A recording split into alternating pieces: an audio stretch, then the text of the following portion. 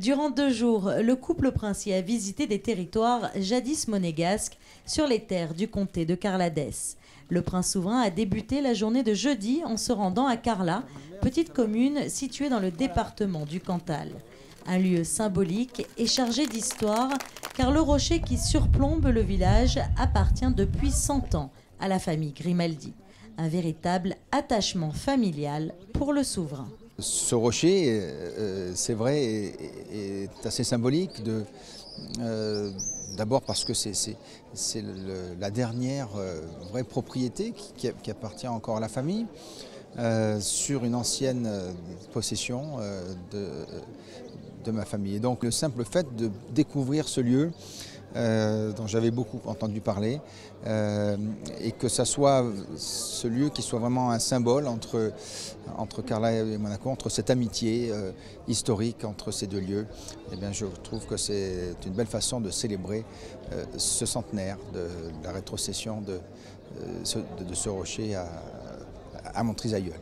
Un souvenir familial pour le prince Albert, puisque sa grand-mère, la princesse Charlotte, avait été photographiée au pied de l'arbre situé sur le plateau de Carla du temps de sa jeunesse.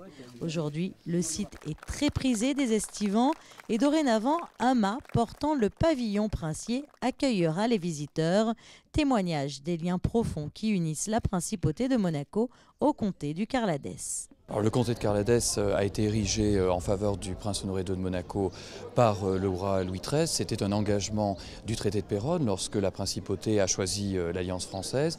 Et donc ça s'est concrétisé 2 ans plus tard, donc en 1643.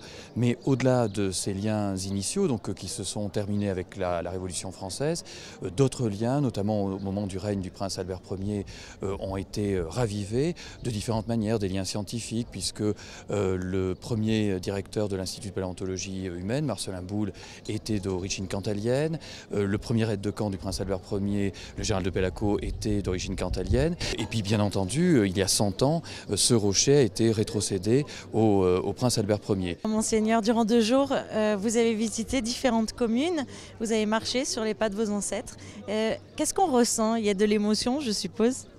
Et bien sûr, c'est très, très émouvant, mais c'est aussi très vivant et très...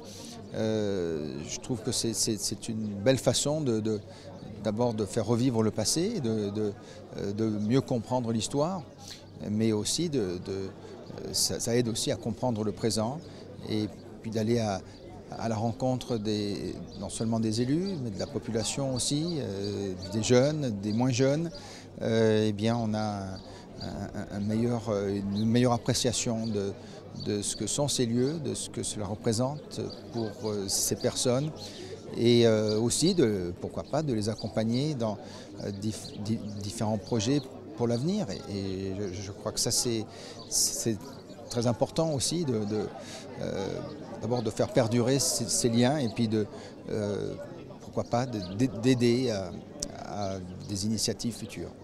Visiblement, effectivement, le couple princier est très aimé parce que justement ces liens n'ont jamais véritablement cessé d'exister et il y a une incarnation aujourd'hui de ce souvenir historique qui pouvait être pour certains une nostalgie de cette période monégasque du comté de Carladès, et un seul prince de Monaco était venu dans le Carladès de façon officielle, c'était le prince Louis Ier en 1668, donc il y avait une grosse attente qui explique sans doute aujourd'hui la grosse ambiance donc, et la chaleur, la ferveur de l'accueil du couple princier. À Carla, le couple princier a rencontré les villageois, mais aussi les enfants. Et pour rendre hommage à la princesse Charlène et lui montrer son attachement, l'école de la commune a souhaité rebaptiser son établissement l'école Nelson Mandela. C'est donc tout naturellement que la princesse Charlène a dévoilé la plaque commémorative.